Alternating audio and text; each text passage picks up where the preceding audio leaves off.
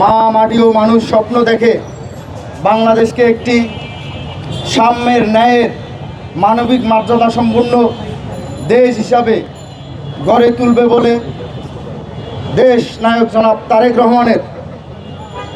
স্বদেশ প্রত্যাবর্তন উপলক্ষে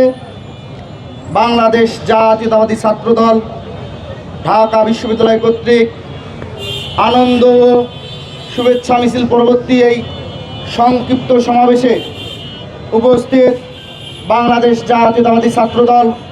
ঢাকা বিশ্ববিদ্যালয়ের বিপ্লবী সাধারণ সম্পাদক জনাব নাহিদুজ্জামান শিপন সহ ঢাকা বিশ্ববিদ্যালয়ের বিভিন্ন পর্যায়ের নেতৃবৃন্দ, উপস্থিত মেধা, মনন ও সৃজনশীলতার সর্বোচ্চ বিদ্যাপীঠ ঢাকা বিশ্ববিদ্যালয়ের ঐতিহ্যবাহী হল ছাত্রদলের নেতৃবৃন্দ সহ উপস্থিত সুধীবৃন্দু এবং আমার সামনে উপবিষ্ট ইলেকট্রনিক এবং প্রিন্ট মিডিয়ার ভাই ও বোনেরা, সবাইকে আমার ব্যক্তিগত পক্ষ থেকে এবং বাংলাদেশ জাতীয়তাবাদী ছাত্রদল ঢাকা বিশ্ববিদ্যালয়ের পক্ষ থেকে জানাই রক্তিম শুভেচ্ছা এবং অভিনন্দন। সুপ্রিয় উপস্থিতি, বক্তব্যের শুরুতেই আমি শ্রদ্ধা ভরে স্মরণ করছি মহান স্বাধীনতার ঘোষক, বহুদলীয় গণতন্ত্রের প্রবর্তক,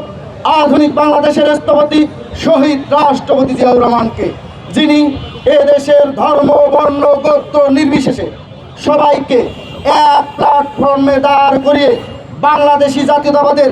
মহান আদর্শ রচনা করে বাংলাদেশ জাতীয়তাবাদী দল বিএনপি গঠন করেছিল।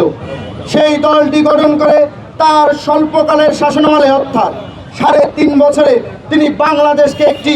আধুনিক বাংলাদেশের ছোঁয়া লাগিয়েছিলেন, যার স্থায়িত্ব অক্ষুণ্ণ রাখার চেষ্টা করেছেন আমাদের মা মাটি ও মানুষের নেত্রী,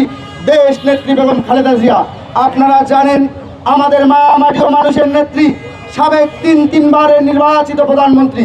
দেশ নেত্রী বেগম খালেদা জিয়া বাংলাদেশের স্বাধীনতা এবং সার্বভৌমত্ব রক্ষা করতে গিয়ে, বাংলাদেশের গণতন্ত্র পুনঃপ্রতিষ্ঠা করতে গিয়ে এমন কোনো হামলা, মামলা, জেল, জুলুম, নির্যাতন, নিপীড়ন নেই তিনি সহ্য করেননি। সেই ব্যক্তিটি আজকে রাজধানীর এবার কেয়ার হাসপাতালে ভর্তি হয়ে আছেন। তার সুস্থতার জন্য এই সমাবেশ থেকে আপনাদের কাছে আমি আকুলভাবে বিনতি করব, আপনারা সবাই করজোরে স্বয়ং সৃষ্টিকর্তার কাছে তার জন্য প্রার্থনা করবেন, তিনি যেন আমাদের মাঝে আবারও সুস্থ, স্বাভাবিক হয়ে আমাদের দেশের রাজনীতি, অর্থনীতি এবং সমাজনীতির হাল ধরতে পারে। প্রিয় সহযোদ্ধা, উপস্থিতিবৃন্দু, আপনারা জানেন বাংলাদেশের ইতিহাসের একজন সফল মহানায়ক শহীদ রাষ্ট্রপতি জিয়াউর রহমান এবং বাংলাদেশের ইতিহাসের একজন সফল রাষ্ট্রনায়ক দেশ নেত্রী বেগম খালেদা জিয়ার জ্যেষ্ঠ পুত্র জনাব তারেক রহমান, যিনি ইতিমধ্যেই গত 15.5 বছর বাংলাদেশের মাটিতে, বাংলাদেশের স্বাধীনতায়, বাংলাদেশের গণতন্ত্রে যে ফ্যাসিবাদের বিষ দাঁত রোপিত হয়েছিল, সেই বিষ দাঁত রোপিত উপরে ফেলার জন্য সুদূর প্রবাসে বসেও একের পর এক বাংলাদেশ জাতীয়তাবাদী দল বিএনপি সহ এর অঙ্গ সহযোগী সংগঠন এবং সারা দেশে